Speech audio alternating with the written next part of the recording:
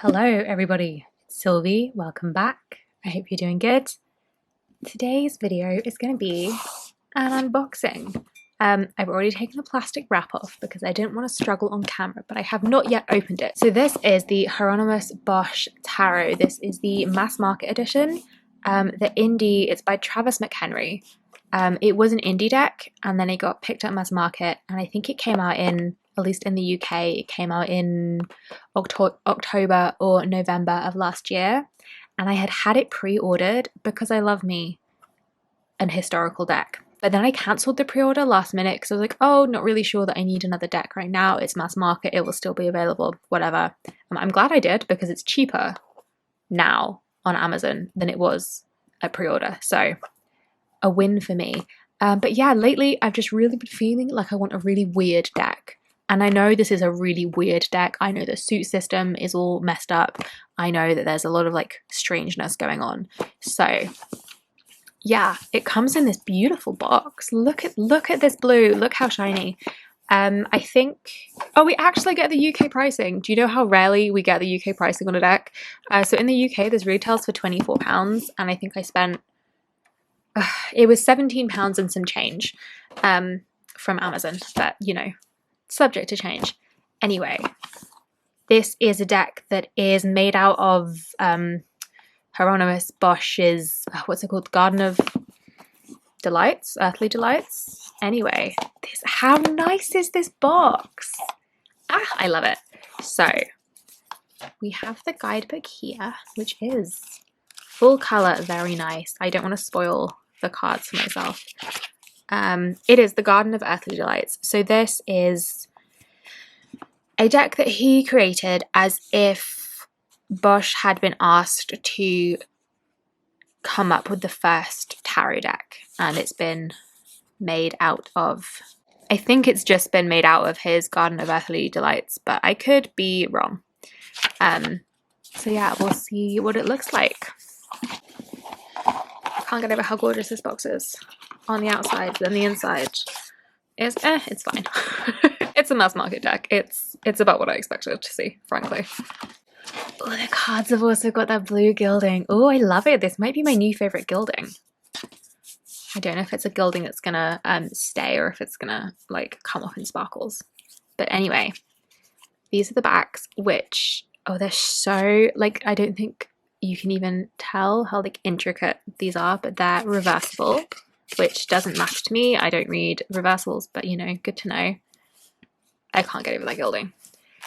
They're borderless, which I'm going to zoom us in actually, rather than try and hold cards up to the camera and struggle. I have seen walkthroughs. I have forgotten completely what the structure of this tarot is like, so I guess I'll just find out as I go through. So we have the Wayfarer. I like that we've got little like keywords. Instead of the Fool, the Conjurer for the Magician, Mistress of Terror for the High Priestess. I love this. I don't know, I love it. Virgin Mother for the Empress, Kings of the East as the Emperor. I'm hoping that these are coming up better than they're looking on my viewfinder. So the Surgeon as the Hierophant. That's really cool. The Lovers. Deception. See, this is what I mean about a weird deck, because what the hell is going on here? I love it. It makes no sense. Deception instead of the Chariot. Ignorance instead of, I guess, either Strength or Justice. Illumination in the Hermit's position. I like that as like a play on the Hermit's lamp. Table of Plenty instead of the Wheel. And like what's going on up here? What is this? Like, what's going on here? Like, what is that? I don't know, but I'm having a great time looking at this deck. And like this kind of whatever, I don't know. The Flower Pusher instead of, I guess it must be Justice, although Justice and Strength, so Justice or Strength. Is this more reminiscent of I'm not sure. Much to think about. The barrel boy instead of the hanged man, which I kind of love. The barrel boy. I feel like I need more art history knowledge. This is excellent. Like, what's going on?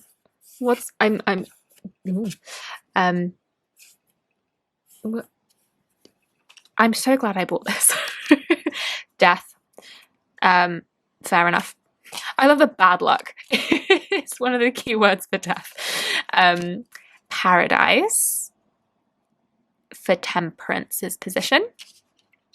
Temptation instead of the devil. I like this a lot. River to hell. Fantastic. The tower. That's a good tower card, to be fair. And then the dreamer instead of the star. I've got another deck with the dreamer as the star. It's oh, let me grab it because it's here because I've just filmed a bunch of videos. The Terra Volatile.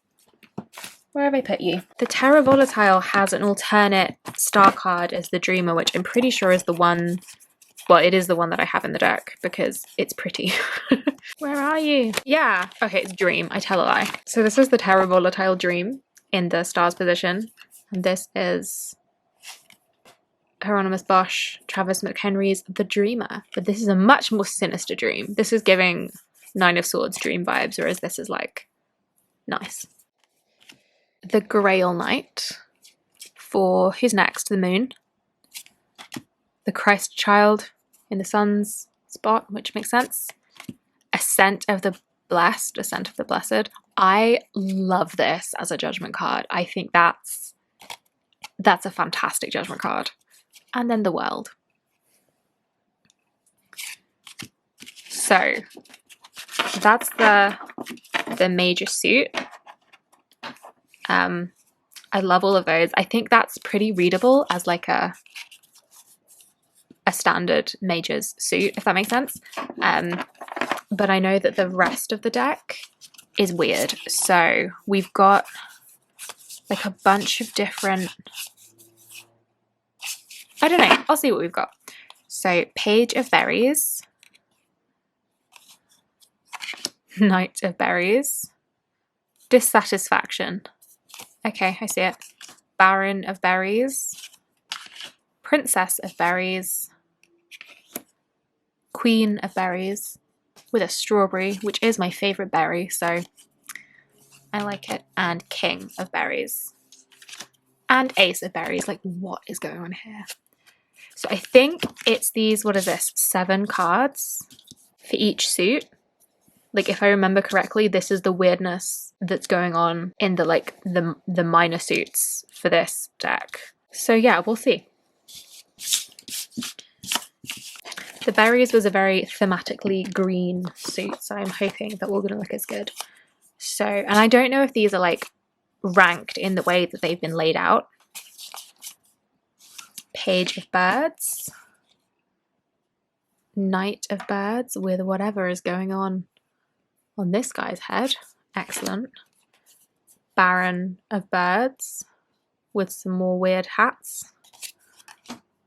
Prince of Birds. Queen of Birds. Fucking love it. Look at that. That's amazing. Are these feet? These are feet. And a bird. I love it. I love it.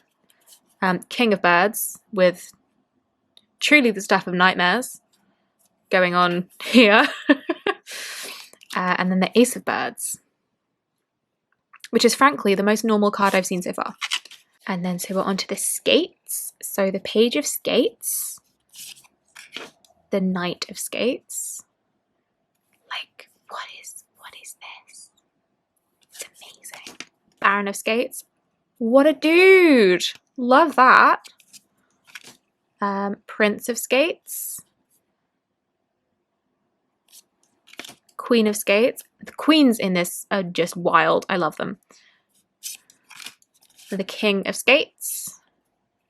Ooh, I'm doing a very bad job of keeping this all in shot. Sorry, I'm getting lost in the details.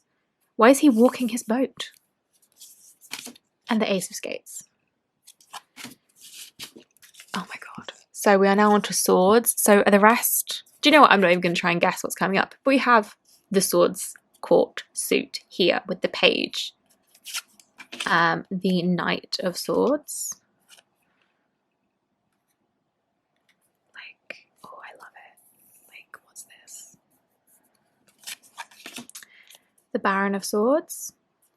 I'm really glad there are keywords because I want to use this deck, but God knows I've got no idea what is going on in any of these cards or what they're supposed to represent. So this is the Prince, who appears to be wearing a, this looks like a funnel like that I have in my kitchen. Queen of Swords. Vicious. I love a vicious Queen of Swords. I don't know if this is meant to represent the swords as in the sword suit that we know in a standard tarot, but I do love a vicious Queen of Swords. King of Swords.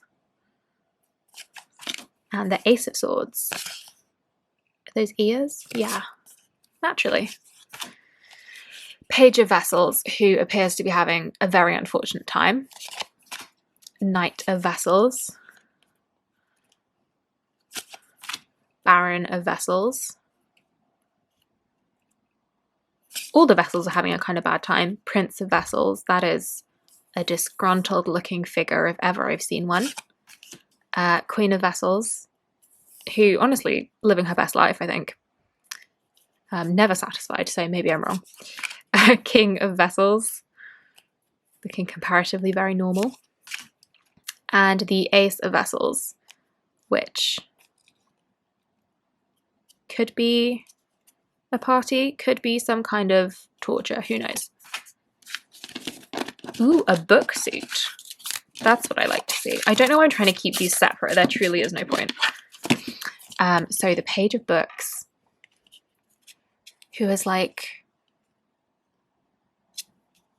a duck, but also like a hairy fish. The Knight of Books. The Baron of Books. This appears to be a pig in a nun's habit, with the keywords sexual indiscretions. Yes, I think that would cover that. Prince of Books. Queen of Books. Got a lot of queens balancing things on their heads. King of Books. Miserable looking man. And the Ace of Books. I feel like there's a lot of things that shouldn't go in butts on the pages. Like with the vessels. Yeah. Ooh. Okay. I'm getting distracted. But this is our Page of Coins. Knight of Coins. Baron of Coins. I love these creepy little mice creatures that are in this deck. Ooh. Oh no, I'm nudging the camera. The Prince of Coins. The Queen of Coins. Like, what is this? The King of Coins. And the Ace of Coins. Okay, so we're on to our final suit, and this is the sins. So we have the Sin of Wrath. The Sin of Lust. Interesting that this is the card they used for lust. Everyone has a lot of clothes on. I don't know what's going on here. Sin of Sloth.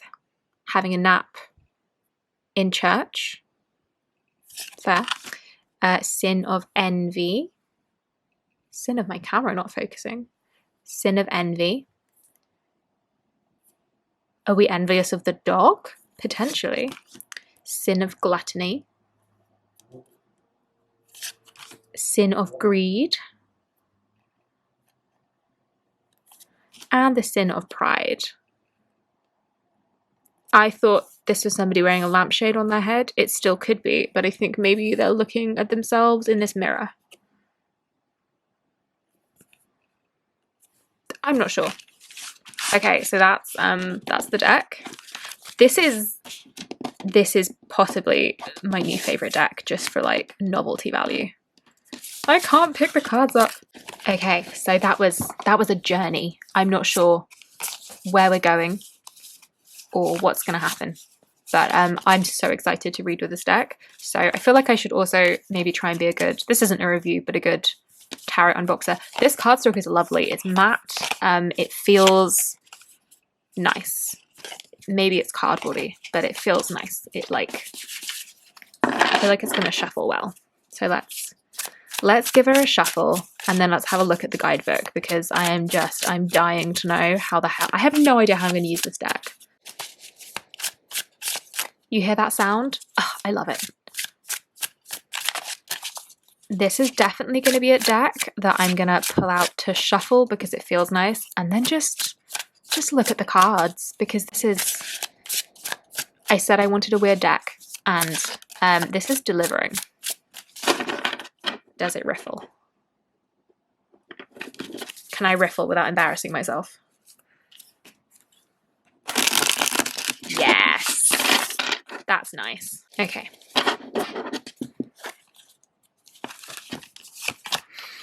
Baron of Berries. Ambition at any cost, desire broken promises. Okay. Let's see what's going on in the guidebook. I do love this guidebook. It's lovely. Okay. So there's a little bit of introduction as to why he made this deck. The triptych spread. And then we're into the mages.